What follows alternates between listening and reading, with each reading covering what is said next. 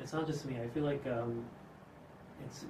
it's very common for people from my environment, from like where I'm from, especially in my situation, someone who is first of all an immigrant, so like I had to learn 3 languages at the same time.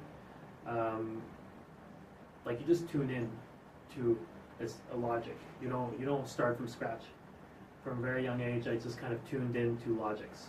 Like, okay, like this is how English is, this is how French is, this is how Bulgarian is. Okay, people do this because that's how it's done. So I create these rules. Like I understand there's like sequences of rules. When I'm in a dream, it feels like basically like a bicycle where you're changing the gears. You have this chain on a few circles of the bicycle, and in that dream you're basically just migrating from one floor to another, but all these floors have a balanced logic to them. It's not just this world where everything is possible. You walk into places where there is very rigid rules, but it's just that you change the speed. You go from one to the next, and you go back and forth, and then you link them together in a way. Do you understand what I mean? I do understand. Yeah. It's like which sequences. Leads to, well, that's the word that you used was sequencing, which is exactly where I wanted to head, Yeah. which is in terms of time. Yeah. And how you see the order of the nature of time in a dream-like, fatalistic, operatic, how all of the terms that you used about your film, Yeah. how you see that, and how the film has to present that nature of time Ideally, to the viewer. Ideally, there would be a release of that film every 5 years with a different speed, because it all depends on the audience. It depends on what they're able to perceive. You know, it's a changing thing. The level of attention and the level of time necessary for someone to assimilate a specific message is based on so many factors, like your social background. That's something I'm really going to work on in my next film, like understanding, doing the sufficient amount of research prior to the film to know where can I get a shortcut with things that people already understand, like whether it's going to be whatever, like a cliche, like I need to work with cliches from the beginning to have a shortcut, so I start doing something creative. Basically what I mean is that there's like a bed of cliches that the audience of a specific culture is going to have before going to see the film, and this is going to determine how much time you need to give them for them to assimilate a message. So ideally, I would make films in my life that change times, change duration every 5 years. They're variable things that are based on statistics. I see, and then you could just plug this into, teach a computer to do this, and then you don't have to do anything anymore. Exactly. Like, yeah, it's like in meteorology. Like the film just has a variable. Because I mean, who am I to say whether this film's going to be 7 minutes or 5 minutes? Depends on whatever the audience is willing to give for it. Maybe they're not even going to want to watch for 2 minutes. So should I make it faster? Should I cut some things? At the end of the day, like what I'm trying to say is basically impermeable to the way it's being translated. One thing is the delivery of that, but the thing itself, whether it's going to be the image or that inspiration, like you format it according to context if you want it to be comestible to your audience. You know what I mean? At what point in working at this film did you already start thinking about your next one? Before I even started. Fair enough. The Mill. It's called The Mill. It's about a mill.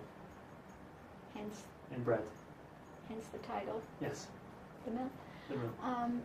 How much of this film can you take away as either explicit motifs, explicit ways of doing things, or the process? Yeah. So. What did you learn from this film that you're going to use? Okay. Yeah. You may throw it out, but for now, yeah. which was you going to? I learned that just because it's clear to me, it's not clear to the rest of the world, you know, because of there's so much, it's such a hard thing for me to do, like to realize that it's just in my head. People just see the piece of paper and they don't understand this is what's going on. It's very easy to, well, it's not easy, but I'm just saying, like, one thing is to record reality and make a film, another thing is to create it from scratch. So just like my my motifs that I think are obviously comprehensible are not. They're like, just to give an example, at the beginning of the film, people were confused who's the man, who's the woman.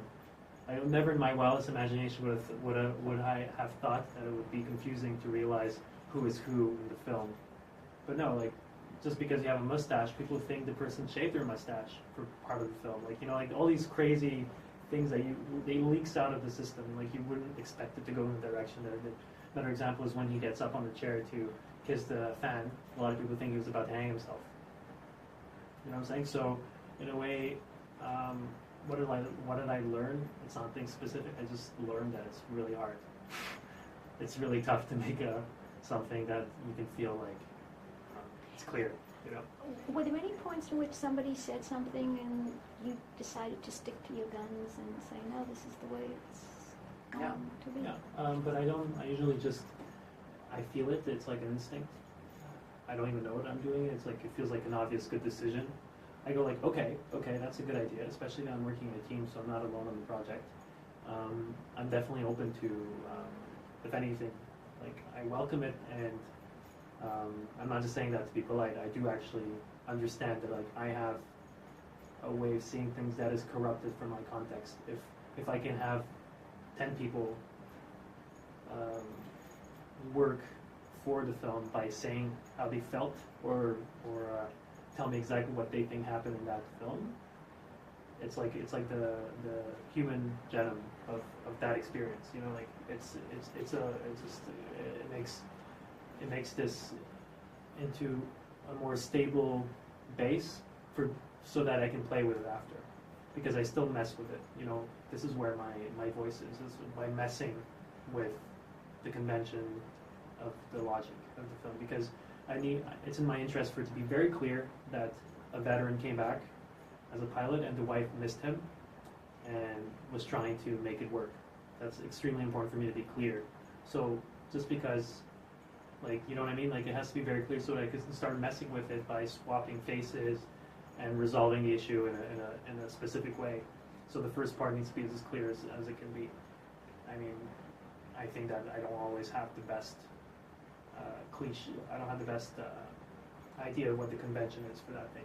The more uncorrupted that initial convention is, the more powerful the messing becomes.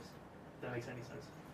Were there any part of working on this where something didn't work for this film, but you realized that it was a strong enough idea? And I'm not talking about just an image. It could be whatever, and you say, no, not here, not now, but yeah, don't throw it out. So I willingly took it off. It's not in the final product. Yeah. Okay. Yeah, there is actually. There's a whole saga in the initial project. If you look at it here, where we really try to get into the mind of the wife, and it's a very different place. It's much more